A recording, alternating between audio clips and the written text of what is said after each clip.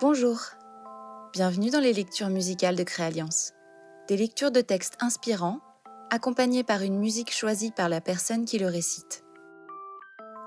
Aujourd'hui, c'est Aline Jeanne qui nous propose une lecture sur un morceau de Henri Plissier.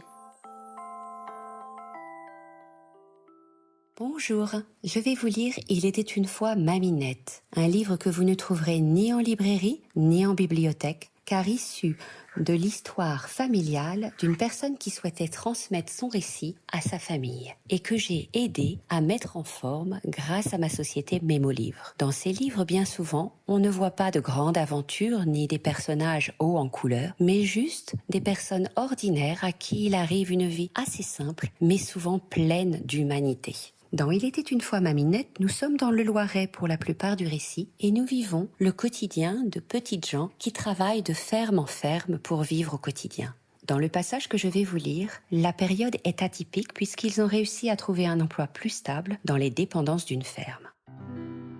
Monsieur le comte, ne voyant pas Anna, s'informe sur son absence. Cyril lui explique qu'elle est enceinte et que cela la rend très malade et qu'elle est là-haut dans sa chambre.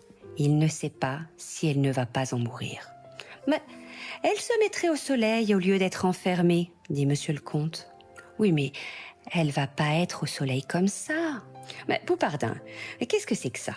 Il n'y a pas de chaise longue dans ce pays? Vous m'amenez une chaise. » Et le voilà dans le bas de la cour au soleil. Que Madame Poupardin puisse se mettre au soleil quand il fait beau temps. Dans le même temps, le médecin avait dit que ça y ferait bien qu'elle prenne un peu de champagne. Ça la remonterait peut-être. Et puis, pensez bien qu'on n'achetait pas de champagne. Quand le comte s'est aperçu de ça, il est allé rouspéter auprès de Monsieur Frot.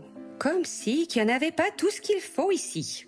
C'est ainsi qu'Anna, qui n'avait jamais connu que le travail, a pu se reposer au soleil sur une chaise longue dans le bas de la cour de la ferme avec une bouteille de champagne par semaine tant qu'elle n'a pas été rétablie. Pendant ce temps, la grand-mère Julienne vient la remplacer un temps. Mais n'aimant pas la vie de château, elle préfère rentrer chez elle où elle travaille dehors. Et c'est la tante Marie-Louise qui vient s'occuper des enfants et du travail d'Anna. Est-ce le champagne, ou plus sûrement le repos et le soleil?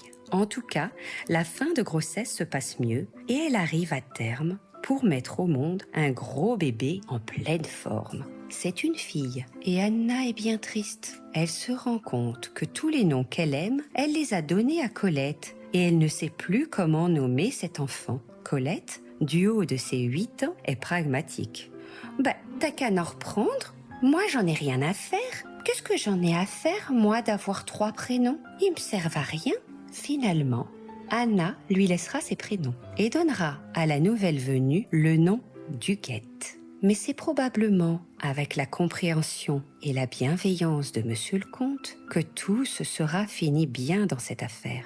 Combien de patrons n'auraient non seulement pas donné ses soins à la souffrante, mais auraient en plus attendu qu'elle reprenne le travail au plus vite?